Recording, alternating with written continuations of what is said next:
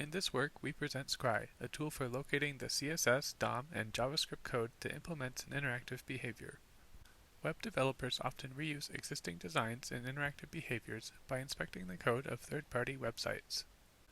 To reuse an interactive behavior, a developer needs to understand what it does, what DOM and CSS it uses, and how interactivity is programmed through JavaScript.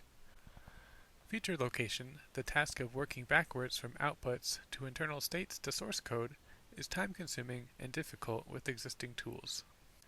First, current tools do not capture an interface element's output history as it changes.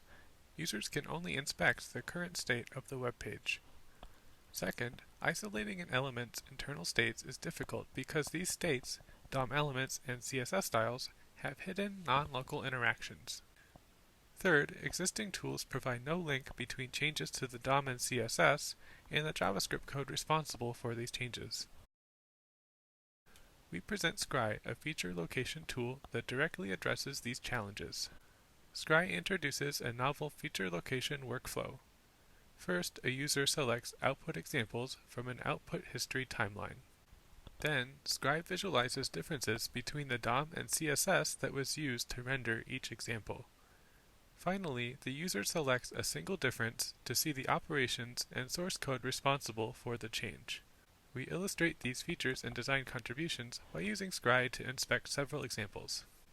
This article webpage has a search box that expands and contracts when clicked. However, it's difficult to see exactly how the transition is implemented because the interaction is brief and intermediate states are lost. To inspect this element using Scry, the user first finds the DOM element using the Web Inspector's inspect function. Then, the user tells Scry to start tracking the element. As the user demonstrates the search bar interaction, Scry populates a timeline with the output history of the search bar. As a tracked element's visual appearance changes, Scry captures output screenshots, internal states, and a log of state changes.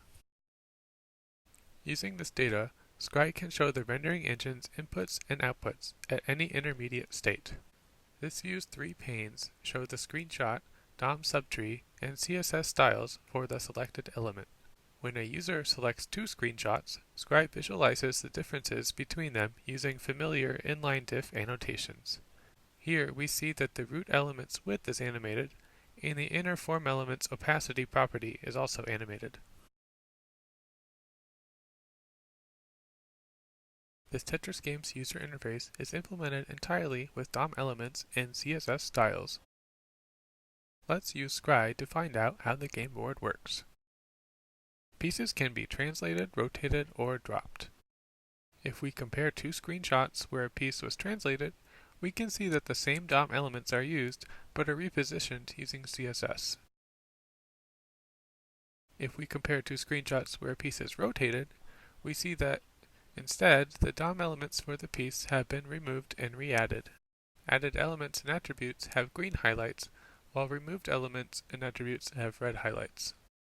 By clicking on a diff annotation, we can see the operations that cause the change. Each operation is linked to JavaScript source code, which can be previewed on the right pane or displayed in the main content browser. Functions named rotate piece and rebuild piece seem like good starting places for investigating the relevant game logic. We have demonstrated Scry, a tool for locating the code that implements an interactive behavior. Scry supports a new workflow for feature location based on selecting output examples, comparing their internal states, and jumping to the JavaScript code responsible for state and output changes.